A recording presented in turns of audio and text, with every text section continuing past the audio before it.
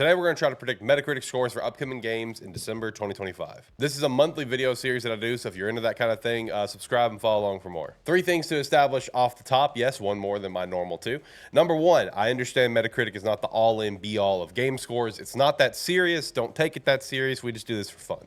Number 2, if I miss any games, which is very possible, I'm about to dunk on myself in a moment for last month, drop a comment down below, tell me what I missed, and I'll try to predict down in the comments below. And number 3, this is legitimately probably going to be the fastest one I've ever done, not only because it's December and there's not a lot of games, but because I've been horribly sick for like a week and my throat really hurts and I really don't want to talk that much. So there's only a couple of games on here that I actually want to talk about. The rest of them you're just going to get score predictions for. It's a one-off. It is what it is. It's last month of the year. We're gonna kind of mail it in just a little bit. Cut me a little slack, okay? Here's how I did for last month for anyone keeping track, which big shout out. This is the most notorious miss that I've ever had. I forgot Call of Duty Black Ops 7 came out last month, so I did not predict it. Shout out to Tom Cabler down in the comments for pointing this out to me. For some reason, I thought the game had already come out. I don't know. That right there goes to show you how just I have not been tuned into Call of Duty for such a long time. That shows you how much I just did not care about this release in this game. You know, I love the Call of Duties of old. The 360 era was my era. I enjoyed some of the other older Call of Duties on like the GameCube and Xbox, you know, the more story-driven ones, right? Dude, I've been so done with Call of Duty for so long. I thought Black Ops 7 already came out. That's by far my most notorious miss that I've had. So had to dunk on myself for it. Cannot believe I did that. But again, I thought the game already came out. I don't know. For some reason, my brain thought it came out in October. But even then, I wouldn't even predict it in October. I don't know what I was thinking. It happens, okay? That's why I always tell people to drop a comment and let me know if I forget something because I'm an idiot and it happens. All right? No big deal. But last month wasn't that great. It was, yeah. There were a couple that I did okay on. For the most part, I had a lot of misses. It wasn't my best month, all right? It is what it is. I was coming back from vacation. I don't think I was fully there in the head, clearly, because I forgot Black Ops 7. It's whatever, all right? We move on. We forget it, and we move on. With all that said, do all the normal things content creators say to do. And like I said, I'm going to try to make this one as quickly as possible because my throat really hurts and I'm fighting the urge to not have a cough attack right now. Kicking things off on December 1st, we do have Marvel Cosmic Invasion, which is the 2D beat 'em up game that looks actually pretty sick with the kind of roster of characters they've gone with. I'm going with an 83 on this one. Hopefully it does score really well because it does look a lot of fun. On December 2nd, we have one of these Blumhouse games, Sleep Awake. I'm going to call a 70 on this one.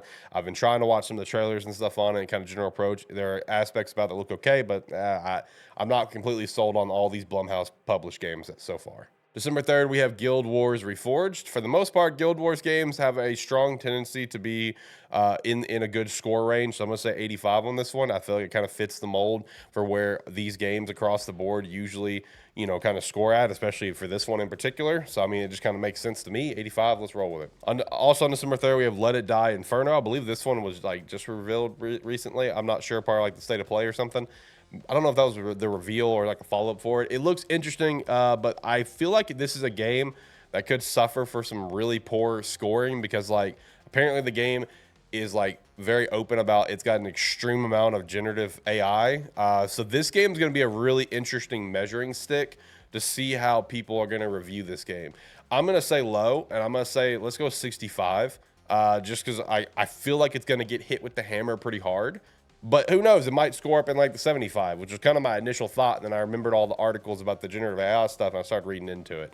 But I'm going to say 65. I'm gonna say, like, this game is going to really be a measuring stick on how people are going to kind of view some of these games, especially if this one is as heavy-handed with generative AI as it's being claimed. I'm already talking so much more in this than I wanted to, but it is what it is. Elden Ring Night Reign Forsaken Hollow, which is an expansion for the game. It came out December 4th. We'll say 79 on this one, which is just like a couple points higher than the base game, so it works for me. And on December 4th as well, the long-awaited new entry to the Metroid Prime series, Metroid Prime 4 Beyond. Now, this is one of the ones that I did really want to talk about because I am excited for this. I've always enjoyed the Prime games. I've always enjoyed Metroid in general. This is a day one pickup for me, and I am excited to play it. Now, I do have some worries about it, like that. You know, maybe it's not going to live up to the hype. But at the same time, it's like Retro Studios, like, they've done so well with the property of Metroid. The Metroid Prime, like, core series games have actually never scored below a 90. You know, if you look at, like, obviously the Pinball Federation Force or Prime Hunters, yes, those scored lower, but the main entries, 1, 2, 3, and even the trilogy, those have never scored below a 90, and I hope that trend continues. I'm going to say Metroid Prime 4 Beyond is going to come in at a 90. At least that's what I'm going to really hope for, because, like, there are things about the game they've shown that look really cool. I like what they're trying to go for, where it's like we have like the central hub area where you can ride like the Akira bike and then go to the 4 separate other hubs from there. But like everything they've shown in like the gameplay trailers and stuff, like I talked about this on the show, it just felt like wildly basic to me. And that's where I'm kind of concerned about where is this game going to kind of like really expand for them, because like they're like showcasing like all of your core abilities and stuff in the trailers. And it's like, I feel like this is stuff that I'm reading out of a manual in a game case when I'm driving home from the store with my grandma after we picked up a game, right? Like it feels like it's like, oh, you can jump, you can do this. And I'm like, this, like, I mean, look, I understand, you know, it's been a while since we played a Metroid Prime game, but I don't think we have to go so heavy-handed on this. And then it's like we're so heavy-handed on like these telekinesis abilities, and like, they look fine, and that's the problem where I have concern, is they look fine. So I feel like this game could actually slip below a 90. I'm saying a 90 to manifest that the Prime series and Retro Studios delivers after the long wait that this game has been. Gosh, almost had a cough attack. But I have concerns that it could maybe slip a little bit lower, you know, where it could be like an 85 or something like that. But I'm going to hope for a 90. I'm going to hope that the Prime series maintains the track that it's been and it stays in that high score range that it's always been. And hopefully it's a great, like, awesome Nintendo title to end out the year. I'm really excited to play it. So here's hoping. We should, you know, all the early previews have been pretty positive, so I'm looking forward to seeing the score. And also on December 4th, we have the other game I wanted to talk about, which is Octopath Traveler 0. I actually just checked out the demo for this recently. It's a lot of fun. I'm actually really excited for this, as this is someone that has not played the other Octopath Traveler games. I've tried to get into them, and it's not like they're bad games and I couldn't get into them. It's just at the times when I tried to get into 1 and 2, those were not the type of games I wanted to play at the time. That's all it was. My brain couldn't like lock in and say, oh yeah, this is fun. But I did enjoy the demo that I played. I feel like this one, it's taking obviously a different approach than the previous 2, which could turn some Octopath Travelers fans off, or they could just be like, hey, I don't care, more Octopath Traveler, let's go. I'm actually saying 85 for this one, which is about on par with what the other 2 score at. I think it's just going to be, once again, another solid entry to a very solid property. And it's going to be interesting to see if this one scores a lot higher or lower, since they did take a little bit of a different approach to the style of game. This is one that I also want to pick up. I don't know if I'm going to pick it up day 1 because I'm picking up Prime 4. You know, do I want to go ahead and pick up both day 1? I don't know yet. We'll see.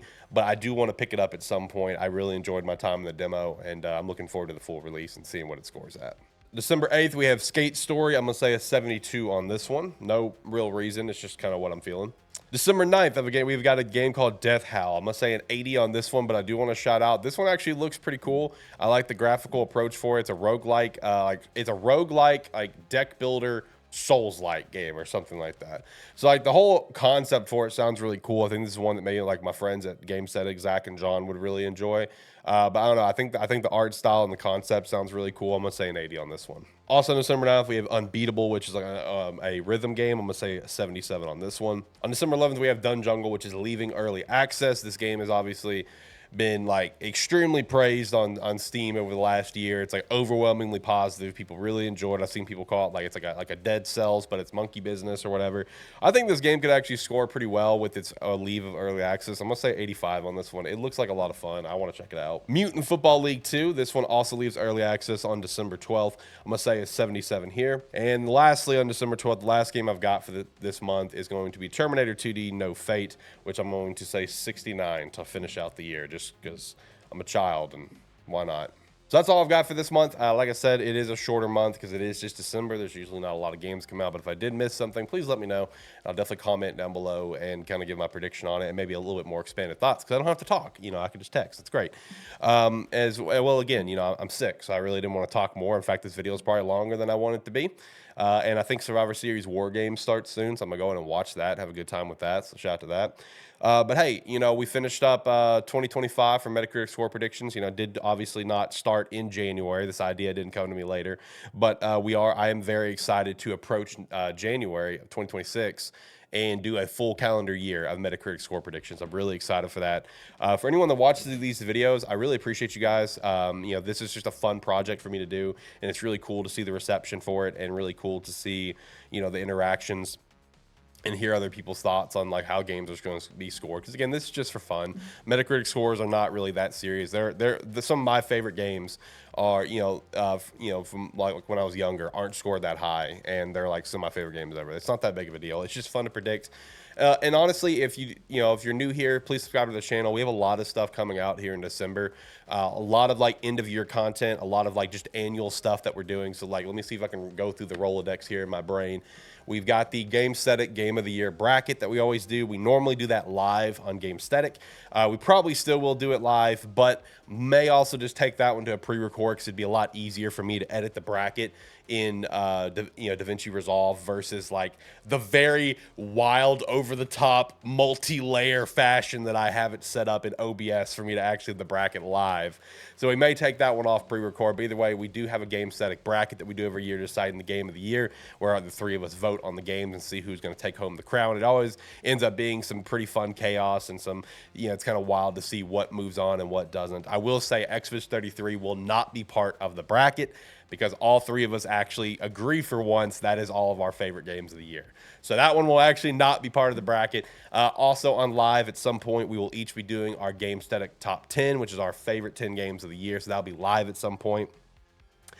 For some recorded videos, I will be doing my top 25 favorite games of all time. This is an idea that I thought of recently, that I want to make it an annual series that drops like anywhere from like December 28th to January 2nd, is to kind of like set the groundwork going into a fresh new year of, hey, these are my favorite games of all time. Let's circle back a year later and let's see how much my opinion changes. Let's see if anything new cracks in, because there are definitely 3 games in my top 25 that when I played them a few years ago, they were really high for me, and now they're kind of falling down a little bit, but they're still in the top 25. So it's like I kind of want to just do it as an experiment to see like how many games are knee-jerk reactions and how many actually stay. So that's going to be a new annual series that I'm going to do. I also plan to do a video where I rank every single game that I played this year that is new to me. So it does not matter if it was new of this year or it came out a couple years ago, because I have at least, I think, 4 games from previous years that I have played this year that I really have enjoyed, and will be ranked actually pretty high. So I'm going to be doing that at some point. I got to get the full list together of everything I've played this year. And then my most anticipated one, the one I'm so excited to like throw out there into the world, is we do have the first ever Gamesthetic Awards, which is something I've been wanting to do for a long time. It'll be a standalone video launching December 31st. It will be a full voting thing, so there will be a video that drops, I believe, December 13th. I could be a little wrong on that date, kind of detailing like, hey, the votings is out. Check the link. Go vote. It's a Google Forms thing. And if you are into these Metacritic score predictions, there will be an award dedicated to the score predictions that I do, where it's going to be the month of the year, where you can go through and vote on which of the 12 months that you personally enjoyed, that had the best month of gaming for you. We have an award for the Nostalgia Award, which is highlighting out of all the Gamesthetic Game of the Weeks that we did all year long, which one is your favorite game, plus all the normal stuff. We've got, of course, Game of the Year. We have the Gamesthetic Appreciation Award, which is for art direction and art style. We've got, favorite character, narrative. We have all we have all that stuff. It's going to be fun. I can't wait. So make sure to subscribe to the channel and stay tuned for that.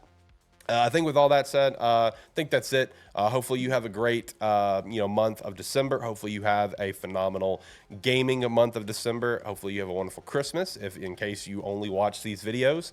If you only watch these videos and really nothing else, hey, no big deal. I appreciate you for being here regardless. And I look forward to seeing you next month for the Metacritic score predictions for January. Happy New Year. Merry Christmas. Happy holidays. Have a wonderful day. My throat hurts. Bye.